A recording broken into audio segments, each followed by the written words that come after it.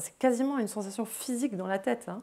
Je me replie dans une zone où ça va trancer et c'est un incroyable repos. J'ai accès à d'autres façons d'être au monde, en fait.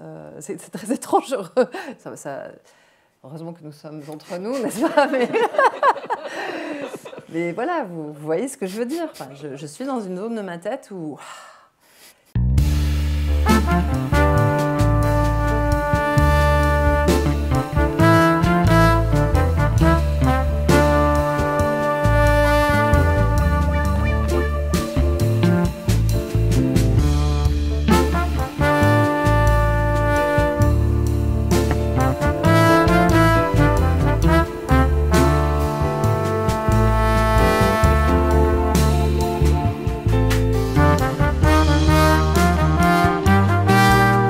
Bonsoir à toutes et à tous.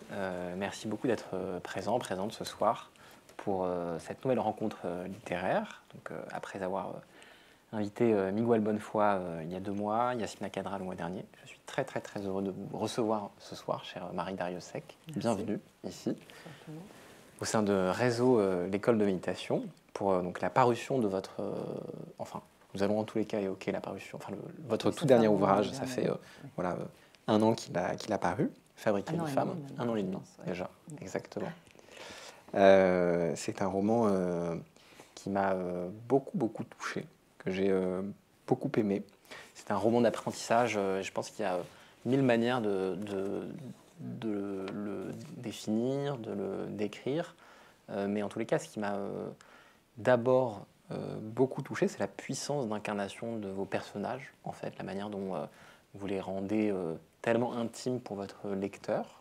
Il y a comme une magie qui opère, qui fait qu'on se sent immédiatement proche d'eux, et je dirais même comme projeté dans un autre monde qui n'est pas celui de notre vie ordinaire et de ces interactions parfois brutales, parfois violentes. En tous les cas, j'ai vraiment senti ce charme qui a opéré chez vos 2 personnages, Solange et Rose, qui sont peut-être d'ailleurs familiers à vos lecteurs, puisque Rose était l'héroïne de La mer à l'envers, et que nous avions fait aussi la connaissance avec Solange dans Clèves, ainsi que dans Il faut beaucoup aimer les hommes, qui a reçu le prix Médicis en 2013.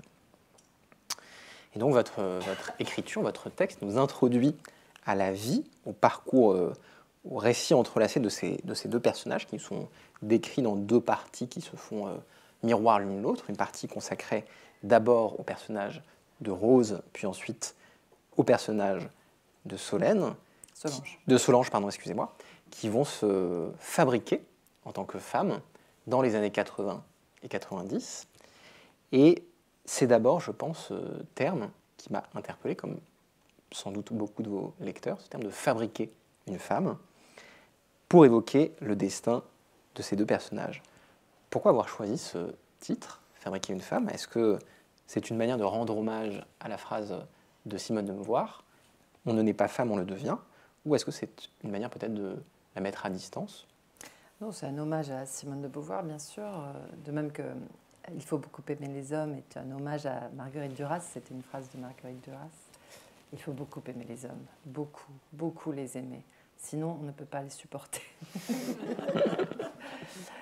Et Beauvoir est plus sérieuse, évidemment, on ne naît pas femme, on le devient, c'est une phrase fondamentale. Mais fabriquer une femme, pour moi, ça relevait plus de l'art modeste, disons, l'art de la fabrication, du faber, de l'artisan. Et ça veut dire, si ça veut dire quelque chose, que les femmes se bricolent, en fait, que nous toutes, nous bricolons dans un monde d'hommes, et qu'il faut trouver une façon de tenir debout dans ce monde. Et on est aussi fabriqué par des stéréotypes, par des injonctions, je vois le temps que passent... J'ai 3 enfants à la maison et les filles en particulier passent quand même énormément de temps prises dans le filet de la joliesse, quoi. Et c'est une perte de temps colossale pour les filles que de devoir être jolies. Et ça, c'est de la fabrication par des ordres qu'on donne aux jeunes filles en particulier. Donc on est fabriqué de tous côtés et il faut trouver un chemin là au milieu. Et mes deux personnages font comme elles peuvent. Et j'espère aussi qu'il y a des espèces de collusions comiques avec tout ce bazar, voilà. Mais c'est un roman très comique, je trouve, en tout cas. Tant mieux, certains mieux. personnages, Je l'ai aussi écrit pour ça. exactement, masculins. Il faut je pense rire au de personnage de Marcos, plutôt par que exemple. pleurer de ce qu'on n'arrive pas à changer. Voilà. Exactement. Oui, je trouve qu'il y a à la fois une grande fluidité et beaucoup d'humour, ce qui crée une sorte d'alchimie. Pour décrire la fabrication des femmes, comme vous le disiez. Mais ce qui est intéressant, c'est qu'elle se fabrique dans un certain contexte, celui des années 1990, pardon. Et vous disiez à ce sujet d'ailleurs, dans un entretien, dans les années 80-90, d'où je suis directement issu, on se fabriquait comme on pouvait, avec beaucoup moins de concepts féministes libérateurs qu'aujourd'hui. Oui, Qu'est-ce que cela veut dire que se fabriquer en tant que femme dans les années 80, justement? Alors, bon, on vient d'en parler tous les deux parce que Sébastien est de Biarritz et moi je suis d'un petit village juste à côté. Et donc j'ai vécu dans un monde rural à l'époque, mais qui devenait un monde urbain parce que dans ce village aujourd'hui, c'est un des rares villages basques où les gens vraiment habitent pour travailler dans les villes voisines. C'est pas un village dortoir ou de résidence secondaire, à part la mienne, qui est ma maison d'enfance.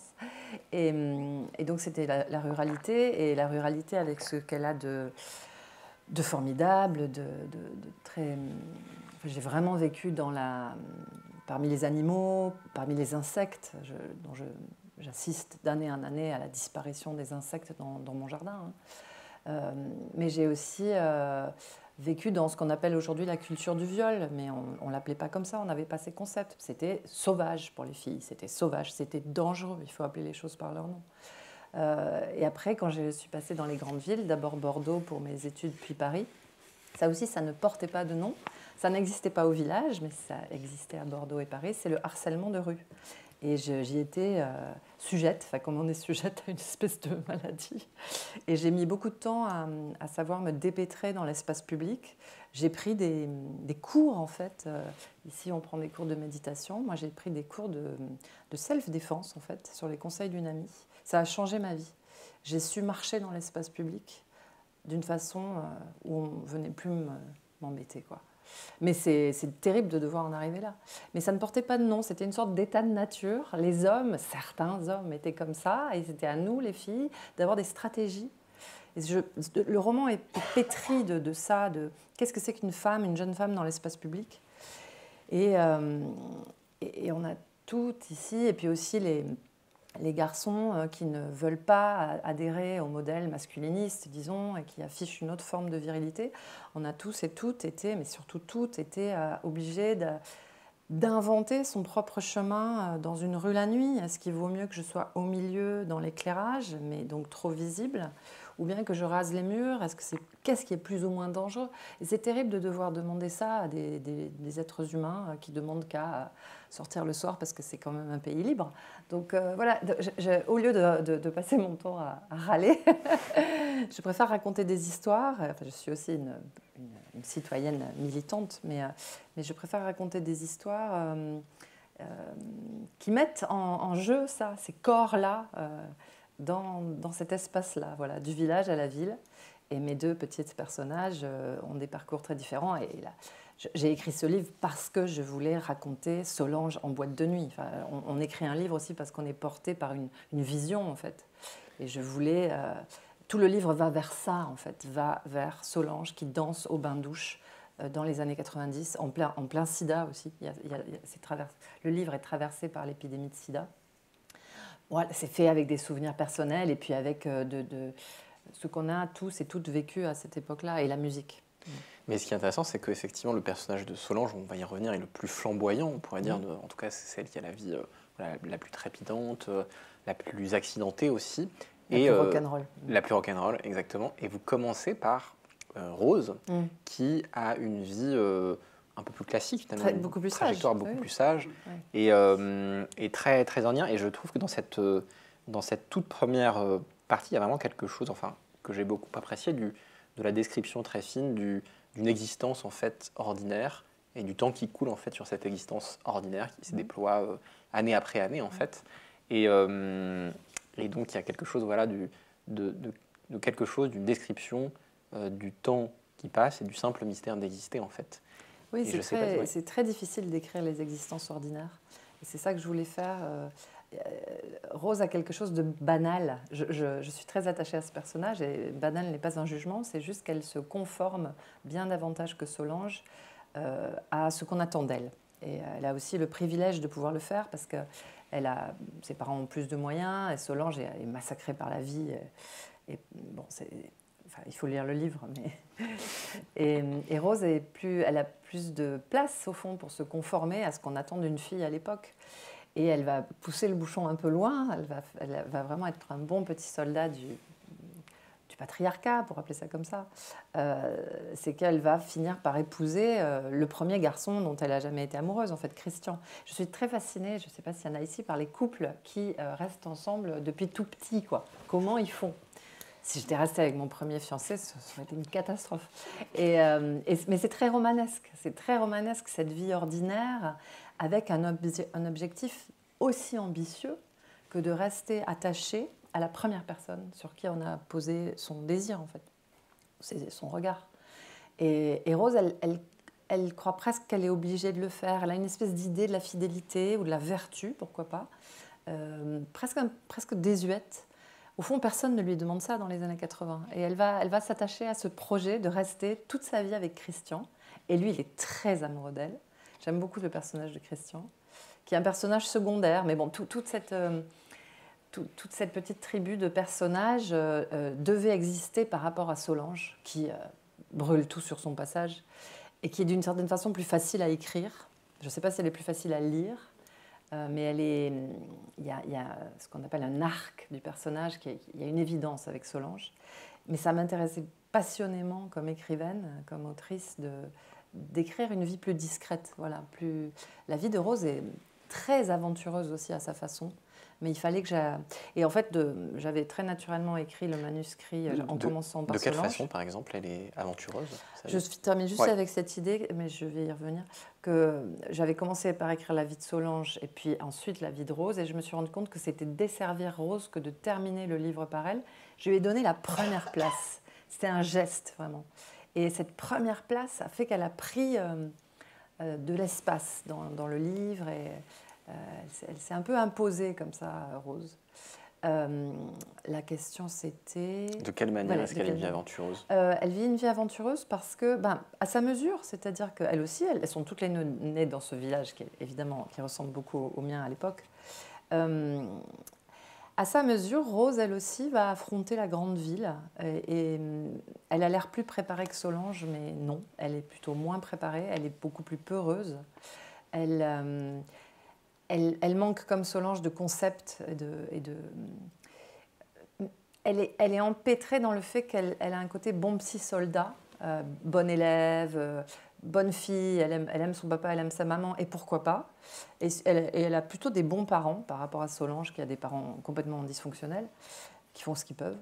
Je dis dysfonctionnel, mais c'est jamais un mot que j'emploie dans mes romans. Je ne juge jamais mes personnages. Là, je vais vite, quoi. Mais la mère de Solange fait vraiment ce qu'elle peut. Mais pour revenir à Rose, elle a un peu tout ce qu'il faut au départ dans la vie, mais se lancer, ça lui est très difficile. Et puis, elle a quelque chose qui, je crois, nous intéresse tous ici. Elle a quelque chose dans les mains. C'est-à-dire, elle a un pouvoir, qui est quelque chose qui est dans ma famille, où j'avais des grands-tantes et une arrière-grand-mère qui, comme on disait au Pays Basque, enlevait le feu. Et quand on se brûlait, elle enlevait le feu. Et il y avait aussi ma grand-tante, mon arrière-grand-tante, pour gagner sa vie, elle tirait les cartes, le tarot, elle faisait tourner une table que j'ai toujours, un petit guéridon que je contemple comme ça, qui ne tourne pas, j'ai essayé, mais bon, peut-être il faut être plus nombreux. Et j'aime énormément cet héritage et là, j'entre effectivement dans une zone qui me passionne et sur laquelle j'écrirai davantage plus tard. Qui est la zone où je ne sais pas si j'y crois ou j'y crois pas, c'est pas la question. Voilà, il se passe autre chose. Et c'est puissamment romanesque. Voilà. Et ma grand-mère en particulier voyait les fantômes, elle en parlait très bien, elle n'était pas psychotique et elle ne mentait pas. C'est-à-dire on est dans une zone là qui m'intéresse énormément. Et je pense, j'ai aussi été psychanalyste, que... dans certaines familles qui sont dépourvues de culture psychanalytique, psychologique ou pourquoi pas spirituel, hein, parce que bon, il y avait aussi une rupture par rapport à l'Église dans cette famille-là en particulier. La seule façon de parler des morts, c'est de voir les fantômes. C'est-à-dire, c'est tellement douloureux. Il y a dans ma famille, comme dans beaucoup de familles, il y a eu des morts tragiques, des suicides. C'est tellement impossible d'en parler que le seul moyen pour en parler, c'est de dire « elle est venue me voir ce matin et elle m'a dit telle chose ». Et les phrases que rapportait ma grand-mère, qu'avait dites les fantômes, étaient d'une justesse extraordinaire, mais ce n'était pas elle qui les avait dit, c'était le fantôme. Et pour de vrai, selon elle. Hein. Elle n'était pas en train d'inventer... Et ça me bouleverse et ça enchante toute ma vie d'écriture. Je viens de là, je viens des sorcières basques, ça c'est sûr. Je fais une toute petite parenthèse puisque on en parlait à l'instant. Est-ce que vous pratiquez la transe aussi? Oui. Et on est dans une école de méditation et c'est vrai qu'ici on a fait des séminaires en lien avec Corinne Sombrin. Et est-ce que c'est dans cette zone-là que se dirige aussi votre pratique de la transe et quel lien vous faites avec votre pratique d'écriture? Alors, j'ai toujours su, non, mais je suis venue assez tôt à comprendre que quand ça écrit, c'est une formule du nouveau roman, ça, hein, ils ne disaient pas j'écris, ils disaient ça écrit, c'est-à-dire ils étaient dans un état où quelque chose écrivait à travers eux. Le nouveau roman, on voyait ça de façon très sociologique et c'était très intéressant. Mais dans le ça écrit, il y a une suspension du sujet, du jeu, qui est très proche de... Alors moi, je ne médite pas, on en reparlera, mais qui est très, très, très, très proche de la transe. Donc quand ça écrit, c'est-à-dire le moment où enfin ça écrit bien, où je ne suis pas en train d'avoir mal au dos et de me dire « oh là là, que je ne m'en sors pas, et Rose, elle est moins intéressante que Solange, comment je vais faire ?» Non, ça écrit, je me mets à écrire. Et c'est merveilleux, et ça n'arrive pas si souvent, ça n'arrive pas tous les matins. Donc c'est une transe légère, c'est une transe où il y a encore un... Enfin, comme vous savez peut-être, la transe est... elle est pleine de mots, la transe. Hein. Je ne sais pas comment vous pratiquez la méditation, mais en tout cas, dans la transe, toutes les pensées peuvent nous traverser et on les accueille. Enfin, on les repousse pas. Moi, mes trans sont parcourues de mots. Quand j'écris, je suis dans cet état-là de transe légère et j'ai des moments de réveil où je me dis... Ah non, mais je me réveille parce que la phrase ne va pas, hein, souvent, et qu'il faut que j'agisse. En fait, voilà, ça réclame une action. Mais quand ça écrit, c'est merveilleux. Et quand Solange danse, elle est évidemment en état de transe. Quand on danse, on est en transe, bien sûr. Bien sûr, oui. Et quand elle joue au théâtre... Quand elle joue au théâtre aussi, ouais. Voilà. Donc la transe, c'est une mise à disposition, en fait, de quelque chose... En fait, la transe, c'est quelque chose de très fréquent, qui est juste pas repéré par notre imaginaire ou nos pratiques occidentales habituelles. C'est quelque chose de très fréquent, c'est un état de concentration très poussé. Bon, je vous la décris telle que je la vis. Hein. Je ne suis pas du tout... je suis pas enseignante de tout ça. Mais c'est un état de conscience modifiée, sans drogue, où on est ailleurs que dans le cortex qui réfléchit, là. Mais ça n'exclut pas de réfléchir. Hein. Moi, je suis arrivée à des espèces de résultats d'analyse, de psychanalyse, qui me sont apparus, mais par d'autres trajets que des phrases construites. C'est-à-dire le langage est quand même dans un drôle d'état. Voilà. C'est un état modifié de conscience. Et alors chez Corinne Sombrin, on apprend à s'auto-induire la transe, essentiellement au départ par des mouvements répétitifs. On peut danser si on veut, elle peut utiliser le tambour, mais elle arrête assez vite. Enfin, c'est des enregistrements. Elle sait ce qu'elle fait. Hein. Et on apprend très rapidement en fait, à s'auto-induire la transe assis en faisant quasiment rien. C'est très puissant. En tout cas, effectivement, je pense qu'il y a des liens avec la pratique de la méditation et le rapport à l'écriture, puisque dans la pratique de la méditation, on a cette à la fois capacité de disposition au monde, on essaye de se rendre disponible, tout en cultivant une forme de vivacité. Vous parliez de concentration en même temps et de vivacité d'esprit en fait sur le moment présent, et ce qui fait que des passerelles en fait sont vraiment, enfin les passerelles sont très grandes entre l'acte créateur et puis ces pratiques, effectivement. Et si je reviens à nos moutons, je voulais juste revenir un tout petit peu avant de passer à Solange sur la relation qu'Émile Christian a à Rose, et notamment leur relation sexuelle, parce que je trouve que c'est assez bouleversant la manière dont vous décrivez avec tellement de justesse et de tendresse aussi, je trouve, en fait, l'évolution de cette relation, puisque les deux personnages prennent du temps pour s'apprivoiser, on pourrait dire. Et puis finalement, vous décrivez une relation sexuelle qui se déploie dans la durée et dans l'habitude et dans la routine Dans la même, routine, vous oui. dites. À la fin, Christian ne tremble plus. La routine avait ça de bon, quelque chose comme ça. Et c'est vrai que c'est assez rare en littérature finalement de décrire ça.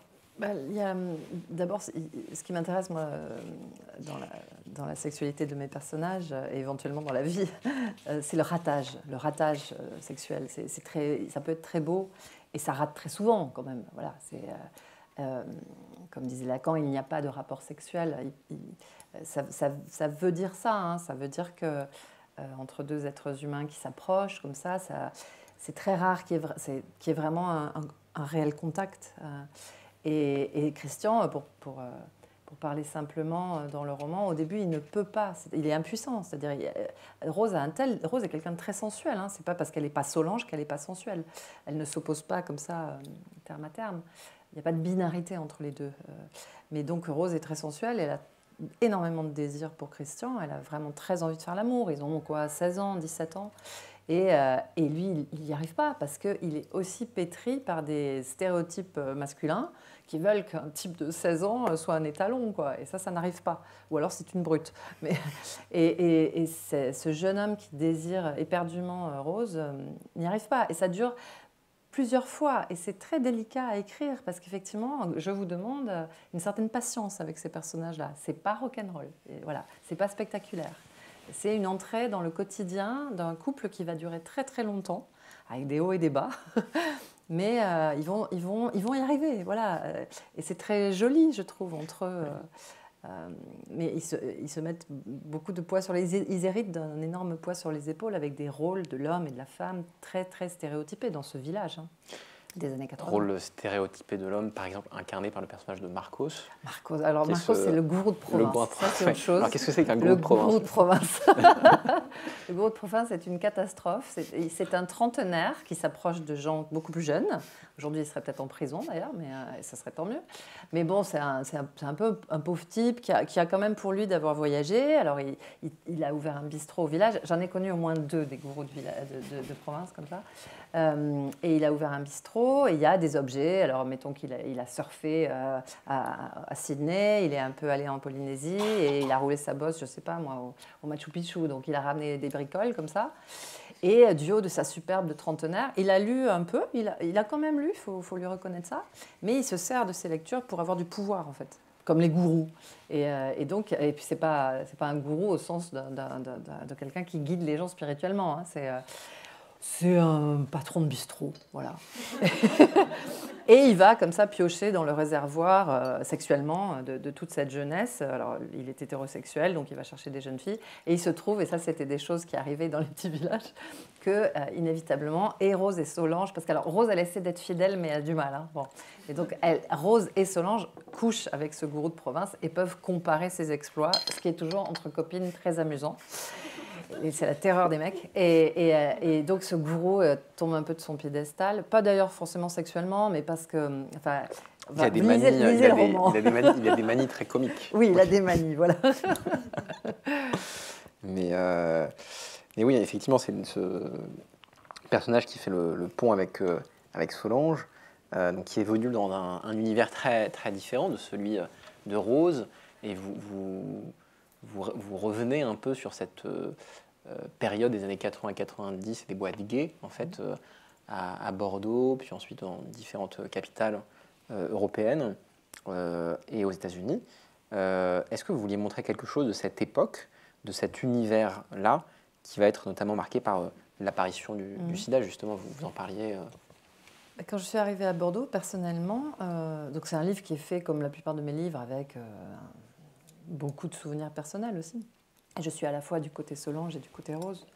Et la première année, j'étais une bonne élève, mais la première année que j'ai passée à Bordeaux, complètement éblouie, emportée par la grande ville, qui était Bordeaux à mes yeux, qui est toujours Bordeaux. J'ai passé ma première... J'étais en Hippocagne et j'ai passé une bonne partie de mon Hippocagne dans une seule boîte, qui s'appelait le Men's, qui était une boîte gay. Et il n'y avait que des garçons et moi. Et avec le recul, je sais que dans cette boîte, donc on était en 1986, je me suis reposée de l'hétérosexualité du village, en fait. j'en pouvais plus. Et ces garçons qui étaient un peu plus âgés que moi, mais pas tellement, étaient très accueillants et ne me désiraient pas. Ne me désiraient pas. J'étais invisible sexuellement. Et en même temps, j'étais un peu la chouchou. Voilà, et j'ai passé Et puis la musique qui était excellente. Et puis il y avait une backroom, hein. Enfin, c'était une boîte assez chaude, quoi, où je n'allais pas, mais il y avait constamment un film porno qui passait en fond dans la boîte. Enfin, et pour moi, venu de mon village, c'était extraordinaire, en fait, un film porno gay, en noir et blanc. Enfin, je vous parle vraiment d'une époque... un très beau film porno, c'était toujours le même. Et ce qui s'est passé, c'est que mes copains, on ne savait jamais vraiment nos vrais noms. Enfin, moi-même, je ne m'appelais pas Marie, je m'appelais autrement. Bon, et ils ont commencé à disparaître, en fait. Ils disparaissaient, ils ne revenaient pas. Ils ne revenaient pas. Et on n'en parlait pas. Et enfin, si, on en parlait, mais mal. Enfin, c'était déjà sous une espèce de chape. C'était le sida. Et c'était effroyable, en fait. Et bon, bref. Donc, je raconte un peu le sida par le biais de cette jeune Solange et puis par Barbara, qui est la chanteuse, qui chantait le sida à l'époque. C'était une des premières, une des rares. Et puis j'ai beaucoup lu Hervé Guibert. J'ai même fait une partie de ma thèse sur Hervé Guibert par la suite.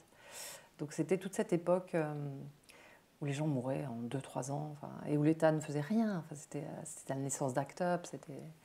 Ce qui va arriver à l'un des personnages sans vouloir... qui va disparaître, effectivement, oui. presque s'évaporer, en fait. Alors, ouais, mais Brice, c'est pas le sida qui fait disparaître, à mon avis. Mais peut-être que c'est une lecture possible. Mais ouais, j'aime beaucoup ce personnage de Brice, qui est le grand ami de Solange. Vous pourriez nous en dire un peu plus sur ce... Brice, c'est un jeune homme que d'une certaine façon, j'ai réellement connu, mais qui est, comme beaucoup de mes personnages, c'est mon imagination. Et puis, c'est des bouts, des bribes, comme ça, de gens que j'ai connus. Et c'est un jeune homme noir dans la ville. Je dis noir dans la ville parce que c'est compliqué d'être un jeune homme noir dans la ville. C'est dangereux. En plus, il est gay. Et avec Solange, il se peroxyde les cheveux. Il y a une mode comme ça, où on avait les cheveux blondes platine. Et il est très beau, très gracieux. Et il apprend à être homosexuel avec elle dans la ville. Elle le protège. C'est avec elle qu'il ose entrer dans ces boîtes de nuit. Ils se suivent comme ça, ils se protègent mutuellement. Et je trouve que c'est une amitié, voilà, qui me touche beaucoup, que j'ai connue d'assez près. Mais voilà, après, elle a quand même des nouvelles de lui à la fin. Hein. Oui, bien sûr. Ouais. Mais Solange va donc voilà, elle a eu un parcours de vie. Et ils dansent très bien, tous les deux. Ce sont des gens qui dansent. Voilà. Ce sont des gens qui dansent. Et Solange va devenir actrice, du coup. À s'épanouir dans ce... Ça va la sauver. Ça va la sauver, exactement.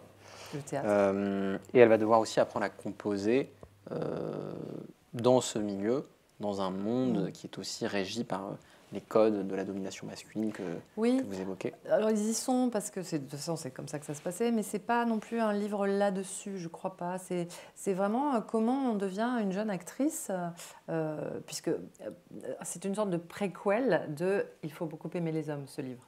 Dans Il faut beaucoup aimer les hommes, on va trouver Solange qui a vraiment fait carrière, une belle carrière d'actrice de second plan, mais elle bosse.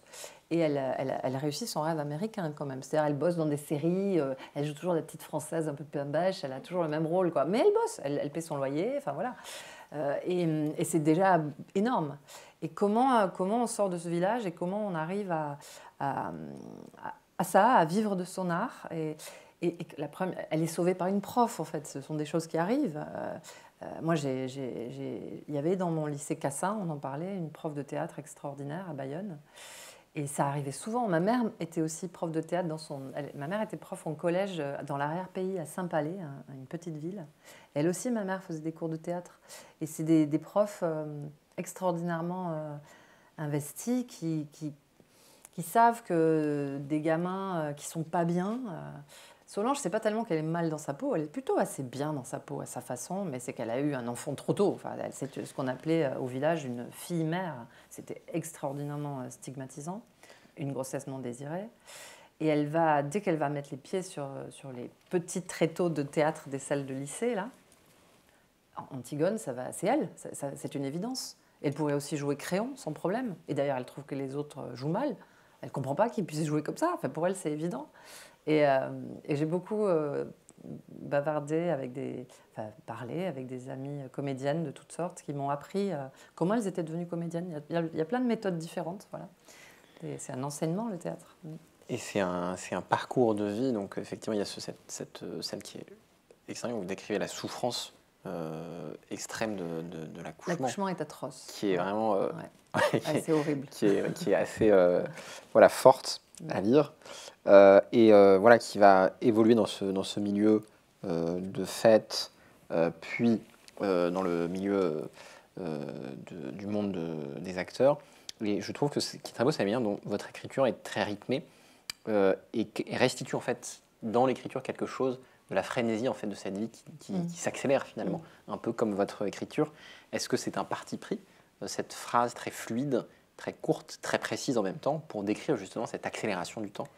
C'est pas un parti pris, c'est une transe. C'est-à-dire je ne choisis pas, c'est nécessaire, c'est comme ça. Si je parle de quelqu'un qui danse, les phrases vont danser, sinon ça ne marche pas. Mais je ne me dis pas, je vais choisir tel mot, c'est pas comme ça que ça se passe. Je suis, parce que c'est plus je, quoi. On est traversé par quelque chose de plus fort que soi, qui est une sorte de musique. Enfin, l'écriture, c'est une musique. Il faut absolument qu'il y ait un rythme.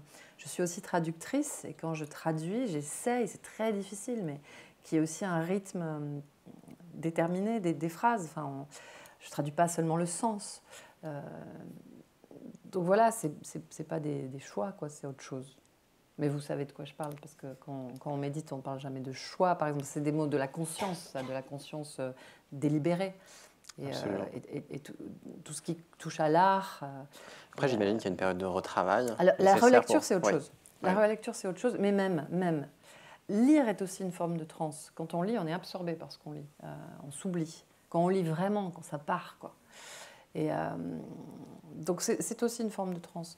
Mais oui, bien sûr, il y a des allers-retours constants entre le texte déjà écrit la veille que je relis, le texte que j'ai écrit il y a un mois, ce que je jette, ce que je garde. Évidemment que la conscience est là, mais elle est déjà assez modifiée, disons, la conscience de la personne qui écrit. C'est pas très éloigné, là j'ai une image qui me vient, donc je la prends, je fais confiance à mon inconscient. C'est pas très éloigné de quand je conduis au volant, c'est-à-dire je suis pas en train de me dire là je vais ralentir, ou là je vais appuyer sur l'accélérateur, ou là je vais passer la seconde, quoi. Vous savez comment ça se passe, ceux qui conduisent ou celles qui conduisent, ça vient dans le corps, ça vient...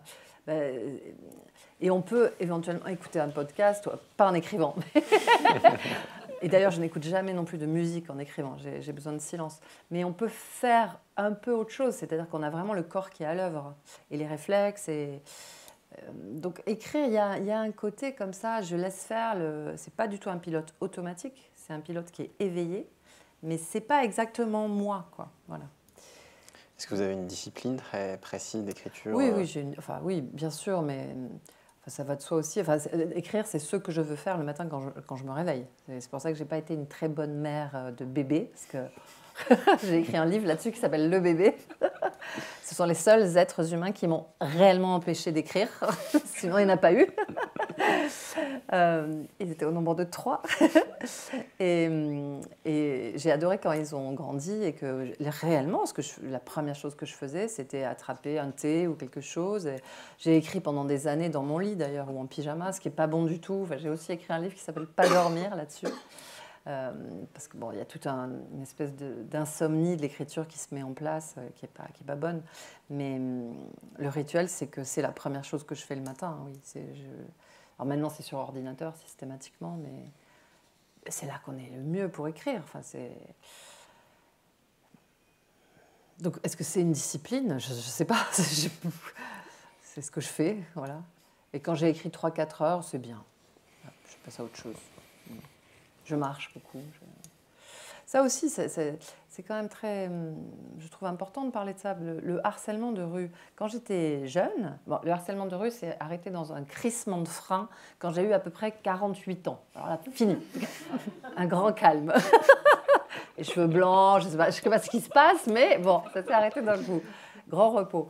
Mais jusqu'à, 48 ans, moi j'écris beaucoup en marchant, parce que le matin j'écris physiquement, et l'après-midi je me mets à marcher. J'adore Paris pour ça, je marche beaucoup.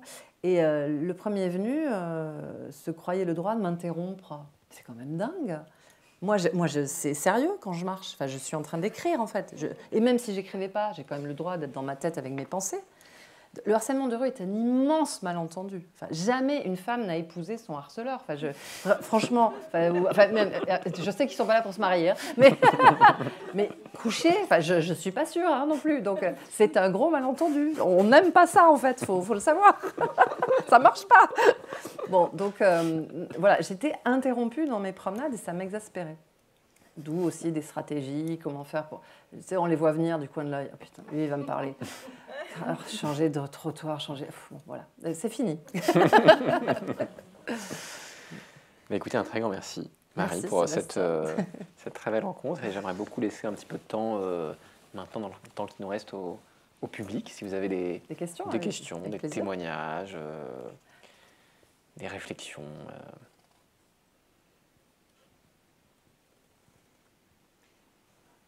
Tout d'abord, c'est un bonheur de vous écouter.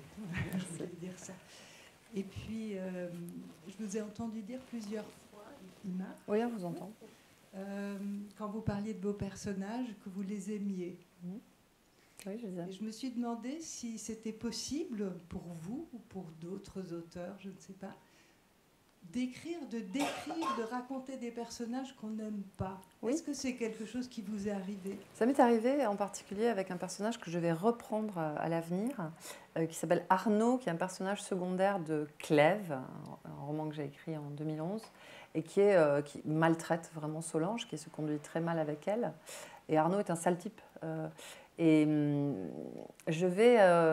en fait, j'ai plusieurs livres en tête, comme très souvent, mais un de mes prochains romans, ça s'appelle Roman Chaman. C'est le roman qui concerne la fille de Rose, qui s'appelle Emma. Et cette petite fille hérite de ce pouvoir dont sa mère ne sait pas très bien quoi faire, en fait. Sa mère est devenue psychologue parce que c'est comme ça qu'elle a pu exercer cette espèce d'empathie qu'elle a, ce soin qu'elle porte aux autres. Rose est une bonne personne. Et sa fille, Emma, va hériter d'une façon... Emma va être une très grande chamane. Et elle va s'attaquer, en fait, à Arnaud, qui est quasiment un démon, que je repêche comme ça d'un roman précédent. Et Arnaud, on le voit aussi dans La mer à l'envers, pardon, hein, mais c'est comme un peu une... Voilà, je ne suis vraiment pas la première autrice ou auteur à faire comme ça des grandes familles de personnages que je reprends. Ce n'est pas du tout un feuilleton, mais il y a eu un moment dans ma vie où je me suis dit que j'avais assez de personnages comme ça, que je n'allais pas en inventer d'autres. Et donc je vais les chercher pour qu'ils vivent ce que j'ai envie de raconter. Et Arnaud, c'est vraiment quelqu'un... ça m'intéresse d'écrire ça parce que lui, je ne l'aime pas. Vraiment, je ne l'aime pas. Et ça va être intéressant. C'est une sorte de combat entre cette espèce de vieux type qui est un charlatan qui s'est établi, qui est retourné au village, comme beaucoup de mes personnages, et qui s'est établi comme un faux mage, un faux rebouteux, qui exploite les gens, qui exploite leurs souffrances. Et Emma va essayer de remettre un peu d'ordre là-dedans. C'est un roman vraiment délibérément magique. Enfin, voilà, il va se passer des choses magiques. Et le pitch, c'est pas écrit encore, hein, donc évidemment tout ça peut changer, aussi bien je le publierai beaucoup plus tard. Le pitch, c'est peut-on combattre l'extrême droite avec des pouvoirs magiques ? Voilà. Voilà. Et c'est la question qu'elle va se poser. Ouais. Et quand vous écrivez ces personnages-là, est-ce que ça provoque en vous du ressentiment, de la colère ? Arnaud, je l'aime pas, oui, vraiment. Contre votre personnage ? Non, je reste quand même habitée par la question, mais la question presque informulée, hein, quand j'écris comment je vais arriver à le faire exister, quelles phrases vont le porter, cet homme-là, ce démon-là. Ouais, il faudra quand même une phrase un peu démoniaque, enfin, quelque chose de... Il y a dans toute une partie de mon travail des zones très obscures, hein, des zones... moi, j'aime bien Corinne Sombrin parce que dans son enseignement, il y a aussi cet aspect que c'est la magie blanche là. Hein. La magie noire, on va pas aller voir. Hein. On n'est pas assez fort. Voilà, il faut pas aller voir par là. Et c'est quelque chose en moi. Voilà, j'ai aussi beaucoup voyagé sur le continent africain. Je pense qu'il faut pas y aller effectivement. Je pense que c'est dangereux. Et j'ai des masques chez moi, mais je les ai vraiment choisis. Je fais confiance à une espèce d'intuition, à ce que me disent aussi les gens qui m'ont aidé à choisir ces masques. Enfin, c'est des masques de... Je ne suis pas une collectionneuse, je sais pas, ils n'ont pas de valeur autre que sentimentale pour moi. C'est des bons masques, voilà. Et voilà, dans cette zone-là, je laisse ouvert mon intuition. Voilà. Mais il y a des aspects très sombres de mes livres. Merci. Merci pour la question.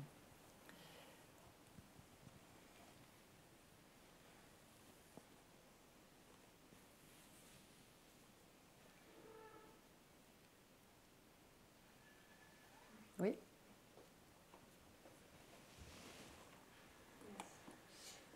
Merci beaucoup. Et est-ce que la transe, vous l'avez pour écrire, vous en servez pour l'écriture, mais est-ce que vous en servez pour à d'autres moments?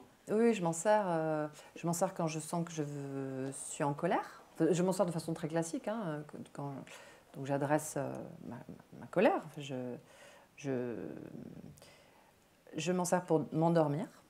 C'est très efficace. C'est pas une détente. Hein, enfin, si, c'est une détente du cerveau. C'est pas une détente, pas nécessairement une détente du corps. Hein, mais j'entre en transe. Je peux être allongée. Je vais dans une zone de mon cerveau qui a besoin que j'arrête de penser. Quoi. Enfin, c'est plutôt que mon cerveau tout entier a besoin que j'arrête de penser. Mon corps aussi. Je suis toujours en hypervigilance, moi. Ça va trop vite. Et donc, je me replie, mais c'est quasiment une sensation physique dans la tête. Hein. Je me replie dans une zone où ça va transer. Et c'est un incroyable repos. J'ai accès à d'autres façons d'être au monde, en fait. C'est très étrange. Heureusement que nous sommes entre nous, n'est-ce pas? Mais voilà, vous voyez ce que je veux dire. Enfin, je suis dans une zone de ma tête où...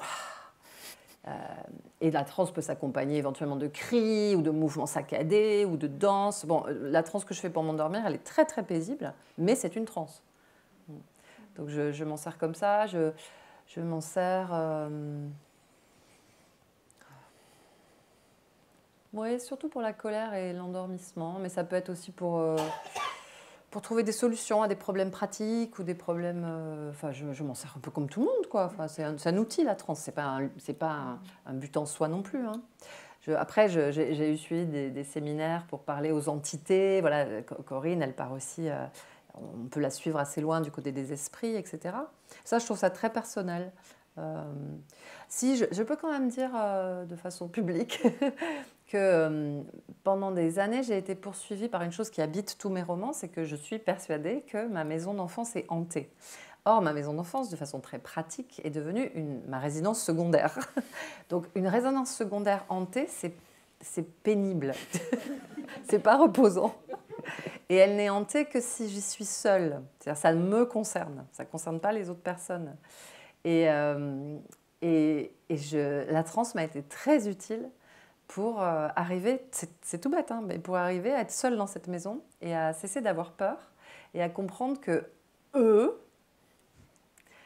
c'était eux qui avaient peur de moi. C'était moi qui mettais le bazar dans cette maison, c'était pas eux.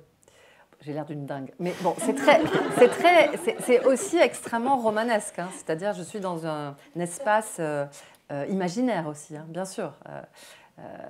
Mais la transe, c'est aussi quelque chose qui permet éventuellement de ne pas basculer du côté de la psychose ou de gérer un peu ses propres émotions, ses propres terreurs. Voilà, c'est un outil. Voilà. Merci beaucoup, c'est passionnant. Vous nous avez parlé de votre pratique de l'écriture, de votre pratique de transe et un petit peu de magie par-ci par-là. Et comment ça s'articule avec la psychanalyse, qui est aussi une partie de votre vie? C'était une partie de ma vie. J'ai été psychanalyste un certain temps, de ceux qui ont bien voulu et celles me prendre comme psy, me faire cette confiance. C'était une très belle part de ma vie, vers laquelle je vais probablement revenir en étant j'espère, plus âgée, plus sédentaire. J'ai beaucoup voyagé, c'était un peu incompatible à un moment avec le fait... Un psy, on lui demande d'être là, c'est ça qu'on demande à un psy. Donc je l'ai fait, mais à un moment, j'ai arrêté de prendre des patients parce que je voulais reprendre ma liberté de mouvement dans le monde. Et il y a beaucoup de rapports avec la psychanalyse. Moi, j'ai beaucoup moi-même pratiqué le divan et puis j'ai allongé certains de mes patients. Le divan est un extraordinaire outil d'envol en fait, et d'accès à une zone de son cerveau où on réfléchit moins et où on associe beaucoup. L'association d'idées, hein, c'est Freud, enfin, c'est la base de la psychanalyse. L'accès à l'inconscient, les rêves qui reviennent, les souvenirs de rêves. Et puis cette chose extraordinaire de la psychanalyse qui est que c'est un parcours en spirale. Personne ne fait un récit chronologique, bien sûr. Ou alors c'est un problème et il faut le déjouer. Mais les patients, les patientes reviennent inlassablement sur des scènes clés qui peuvent être des souvenirs écrans. Bon, c'est toute une histoire, la psychanalyse. Mais le divan, l'absence à soi-même du divan permet de relire sans cesse ces moments de sa vie et aussi de se raconter à soi-même sa propre histoire. C'est-à-dire, on est fait de l'histoire que nous ont raconté nos parents, nos grands-parents, nos familiers. Et ce n'est pas forcément la nôtre, en fait. Et il faut se raconter à soi-même, à un moment de sa vie, sa propre histoire pour être libre. Donc la psychanalyse est un outil formidable pour avoir accès à ça. Il y a des moments de méditation sur un divan, il y a des moments de silence qu'il faut apprendre justement à... Moi, je ne savais pas au début faire avec le silence des patients. C'est quelque chose qui s'apprend. Le silence est très très riche en psychanalyse. Et puis on parlait de François Roustan, enfin, je suis aussi un peu de cette école-là, enfin, on est très proche de l'hypnose. Je n'ai pas pratiqué l'hypnose moi-même hein, comme thérapeute, mais on est très proche en fait. Donc c'est plutôt une auto-hypnose sur le divan. Donc évidemment tout ça, il y a des passerelles dans tous les sens, passionnantes, c'est un très vaste sujet. Et puis les mots, le langage, les histoires. Oui. Alors il y a une chose que je tiens toujours vraiment à rappeler, c'est que la psychanalyse est une pratique de l'oralité. L'écriture, c'est une pratique de l'écrit. C'est très différent. On ne fait pas du tout les mêmes lapsus. On ne raconte pas, par exemple, un rêve pareil à l'écrit et à l'oral. On ne raconte pas du tout sa névrose pareil à l'écrit et à l'oral. À l'oral, on a besoin de revenir en arrière, de faire des erreurs, de recommencer, de s'énerver, de se tromper, d'en vouloir au psy, de revenir, de ne pas revenir. C'est un mouvement, c'est une aventure. L'écrit, c'est pas du tout la même histoire. Voilà. Donc mais les différences m'ont beaucoup, beaucoup intéressée dans ma vie. Et la présence du rêve, très importante. Tout le monde ne rêve pas, mais ceux et celles qui rêvent, c'est un accélérateur de thérapie très fort.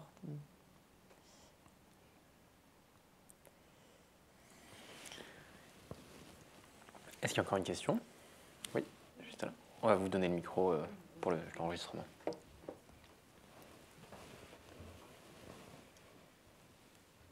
Oui, dans votre livre, vous accordez une grande place aux chansons, oui.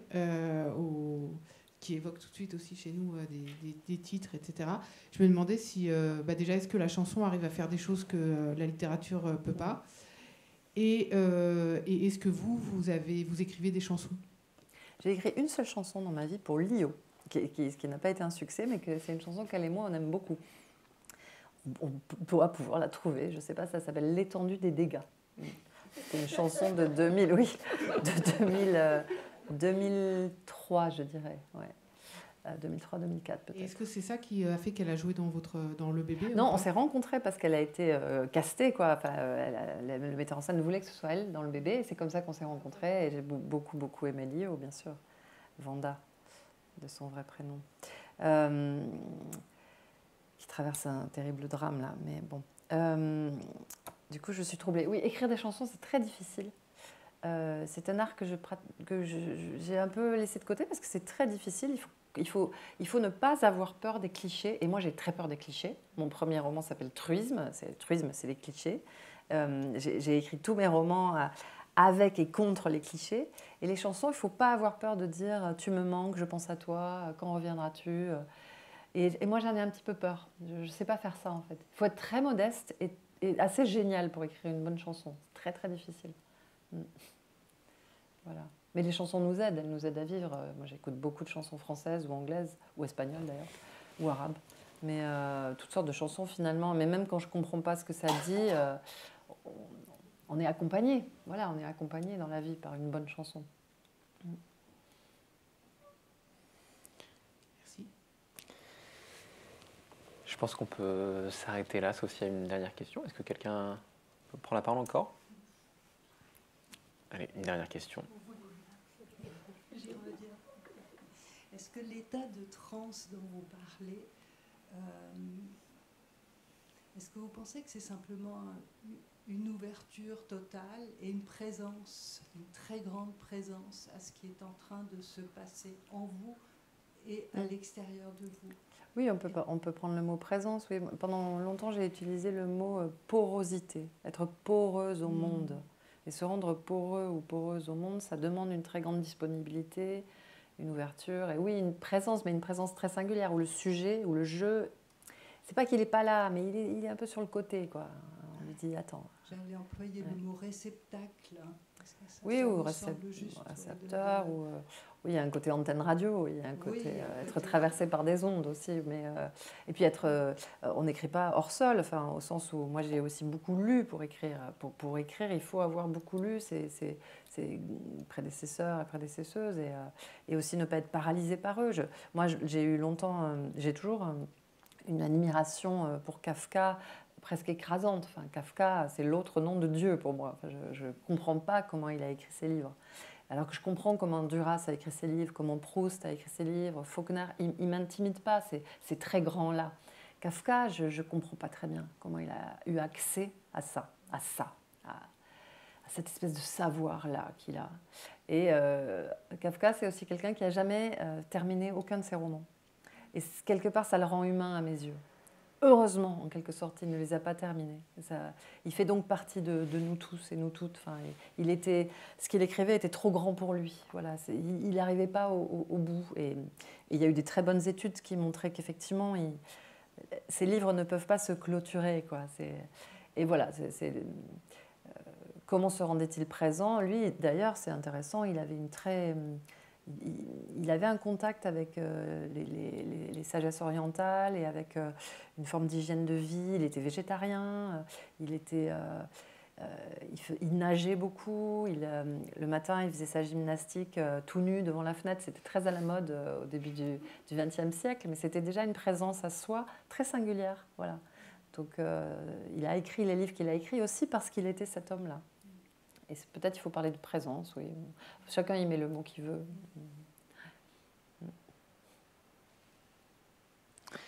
Merci beaucoup. Merci. Je pense qu'on peut vraiment vous applaudir. C'était une magnifique rencontre.